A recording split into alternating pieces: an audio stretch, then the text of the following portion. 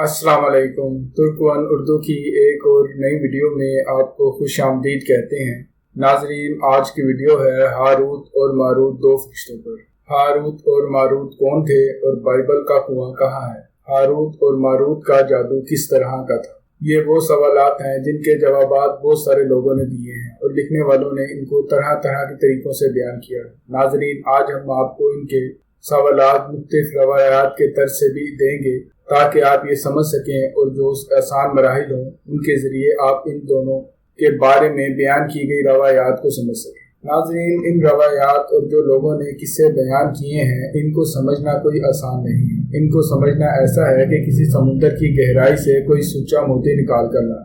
ناظرین، ہاروت اور ماروت کے متعلق دو طرح کی روایات ملتی ہیں۔ ایک وہ جو قرآن و حدیث اور تابعین کے اقوال میں موجود ہے، اور دوسری وہ جو تورات و انجیل اور اسرائیلی روایات میں آتی ہے۔ ناظرین، اسرائیلی روایتوں کی بہتر علماء اور کافی مورخین نے ان کی تائید بھی کی ہے کہ وہ روایات بھی سچ ہیں۔ ناظرین، آج ہم ان دونوں روایات کو مکمل واقعے کے ساتھ پیش کریں گے اور آپ کو سمجھائیں گے۔ روایات کے مطابق حضرت ادریس علیہ السلام کے زمانے میں ایک مرتبہ کچھ ایسا ہوا کہ زمین اور آسمان کے درمیان جو پردے یعنی جنہیں ہم سات آسمان کہتے ہیں ان کو ہٹا دیا گیا۔ ناظرین، جب فرشتوں نے بنی آدم کو دیکھا تو ان سے کہا کہ یا اللہ، ہم تو بالکل بھی گناہ نہیں کرتے، لیکن یہ بنی آدم تو گناہوں سے لبریز ہیں۔ اگر ہم اس دنیا میں موجود ہوتے تو کبھی بھی ہم گناہ کی طرف نہ جاتے اور نہ ہی تیری نافرمانی کرتے۔ اللہ تعالیٰ نے اس کے ضمن میں فرمایا کہ انسان بنی آدم کو ہم نے شہوت اور غصہ عطا کیا ہے، اگر وہ تم میں بھی ہوتا تو تم بھی اس طرح کرتے۔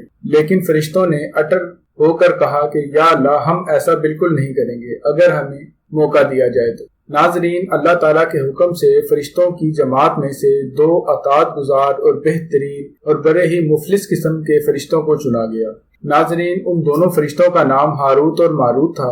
ان کے اندر انسانی شہوت اور غصہ ڈال کر انہیں زمین پر بھیجا گیا۔ ناظرین، وہ شہر بابل میں بہت ہی خوبصورت انسان کی شکل میں آئے اور جلد ہی قاضی کے عہدے پر فائز ہو گئے۔ اپنے علم و فہم کی مدد سے وہ بہت سارے لوگوں کے قصوں اور ان کے الزام کے اندر یعنی ان کے قاضی بن کر وہ لوگوں کے فیصلوں کو حل کرنے لگے جہاں وہ لوگوں کے درمیان فیصلے کیا کرتے۔ ناظرین، ایک دن ان ہاروت اور ماروت کے پاس ایک عورت اپنا مقدمہ لے کر آتی ہے اور کہا کہ اس کا شوہر اسے بہت زیادہ پریشان کرتا ہے۔ ناظرین، جب ہاروت اور ماروت نے اس عورت کو دیکھا تو وہ عورت انتہائی خوبصورت تھی کہ اس کو حسن کو دیکھ کر وہ دونوں مرعوب ہو گئے۔ ناظرین، وہ اس پر عاشق ہو گئے اور وہیں ان کی شہوت ان پر غالب آ گئی۔ ناظرین، ہاروت اور ماروت نے ان سے زنا کی خواہش کی، جس پر عورت نے ان کے لیے 3 شرائط رکھی۔ ناظرین، اس نے وہ 3 شرائط تب بتائیں کہ تم شراب پیو گے، بتوں کی پوجا کرو گے اور میرے خامد کو قتل کر دو تو تب میں اس کام کے لیے رضامند ہوں۔ ناظرین، ہاروت اور ماروت کے نزدیک شراب پینا ایک چھوٹا گناہ سمجھا جاتا تھا اور یہی ان کی نافرمانی کا باعث بنا، اور یہی ان کے ذہن پر آنے والی شہوت کا غلبہ جب ان پر چھا گیا تو انہوں نے شراب کو چھوٹا گناہ سمجھ کر شراب کو پی لیا۔ جب وہ شراب کو پی کر اس کے نشے میں دھت ہو گئے تو باقی 2 گناہ بھی ان سے سرزد ہوئے۔ ناظرین، اسی طرح اس شراب کے نشے میں اس عورت نے اس سے آسمان پر چڑھنے کا راستہ بھی سیکھ لیا، جس طرح وہ آسمان پر آیا جایا کرتے تھے۔ ناظرین، جب اس عورت نے آسمان کی طرف جانا چاہا تو اللہ تعالیٰ کے حکم سے اسے کسی ایک ستارے کی طرح مس کر دیا گیا۔ ناظرین، اس گناہ کرنے کے بعد وہ اسم اعظم جو ان کو اللہ تعالیٰ کی طرف سے سکھایا گیا تھا، جس کی وجہ سے وہ زمین اور آسمان پر آتے جاتے تھے، وہ اس گناہ کرنے کی وجہ سے وہ بھول چکے تھے اور بطور سزا ان کو بائبل کے ایک کنویں میں الٹا لٹکا دیا گیا۔ اور روایات کے مطابق سننے میں آیا ہے کہ وہ تا قیامت اس کنویں میں ہی قید رہیں گے۔ یہ اسرائیلی روایت کو امام ابن کثیر ایک من گھڑت قصہ سمجھ کر غلط سمجھتے ہیں اور اسے ایک افسانہ ہی سمجھتے ہیں، اور وہیں ناظرین دوسری طرف امام سیوطی جیسے کچھ امام اس روایات کو مسند اور صحیح بھی سمجھتے ہیں۔ ناظرین، ہاروت اور ماروت اور بائبل کے قصے میں متن میں ایک اور روایت بھی بیان کی جاتی ہے۔ ایک زمانہ تھا کہ جب بابل شہر تہذیب و تمدن کا ایک سمن تھا اور اس شہر میں تہذیب و تمدن کے گن گائے جاتے تھے۔ ناظرین، یہاں کے لوگ علم نجوم اور علم فلکیات کے ماہر تھے اور انہی کی پوجا بھی کیا کرتے تھے۔ ناظرین، یہاں کے لوگ جادو، تنتر منتر اور سسلی کو بہت زیادہ اہمیت دیا کرتے تھے اور اس علم کو استعمال کر کے اپنے معاشرے اور ارد گرد کے لوگوں میں خوب فساد و فتنہ پھیلاتے تھے اور ان کو تنگ کیا کرتے تھے۔ ناظرین، یہ اس طلسم یعنی تنتر منتر میں اس قدر آگے بڑھ چکے تھے کہ یہ کسی بھی ذی روح شے کو تنگ کر کے اسے ختم یا برباد کر سکتے اور دوسرے انسان کے پاس اس کا کوئی حل بھی موجود نہ تھا۔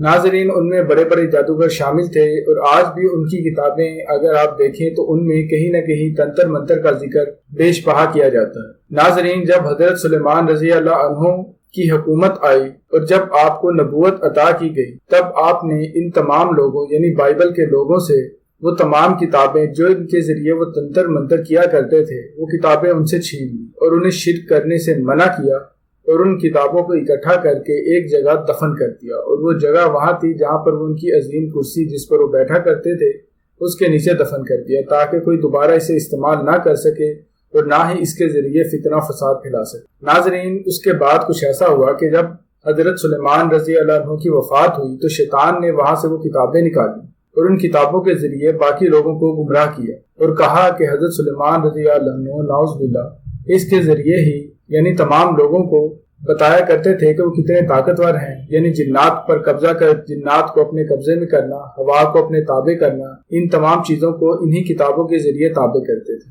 اللہ تعالیٰ نے اس الزام جو کہ اس شیطان کی طرف سے لگایا گیا تھا اس کی نفی کرتے ہوئے سورہ بقرہ میں چند آیات اتاری اور انہوں نے اس چیز کی پیروی کی جو شیطان سلیمان کی بادشاہت کے وقت پڑھتے تھے، اور سلیمان نے کفر نہیں کیا تھا اور شیطانوں نے ہی کفر کیا۔